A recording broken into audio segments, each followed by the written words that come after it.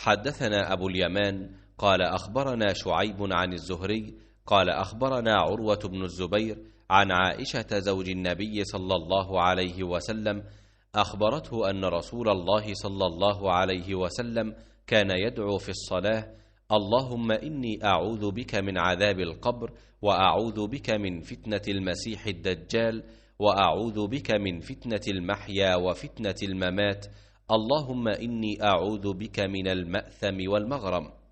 فقال له قائل: ما أكثر ما تستعيذ من المغرم؟ فقال: إن الرجل إذا غرم حدث فكذب ووعد فأخلف.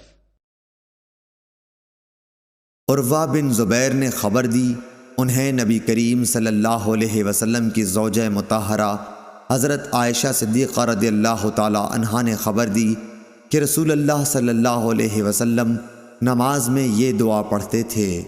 तर्जुमा: ऐ अल्लाह, कब्र के अज़ाब से मैं तेरी पनाह मांगता हूँ, ज़िंदगी के और मौत के फ़ितनों से तेरी पनाह मांगता हूँ, दज्जाल के फ़ितने से तेरी पनाह मांगता हूँ, और ए अल्लाह, मैं तेरी पनाह मांगता हूँ गुनाहों से और कर्ज़ से। किसी यानी उम्मुल मोमिनीन हज़रत आयशा रज़ियल्लाहु ताला अन्हा ने हुज़ूर सल्लल्लाहु अलैहि वसल्लम से अर्ज़ की कि आप सल्लल्लाहु अलैहि वसल्लम तो कर्ज़ से बहुत ही ज़्यादा पनाह मांगते हैं। इस पर आप सल्लल्लाहु अलैहि वसल्लम ने फरमाया कि जब कोई मक़रूज़ हो जाए तो वो झूठ बोलता है और वादा खिलाफ हो जाता है। सही बुखारी हदीस नंबर 832।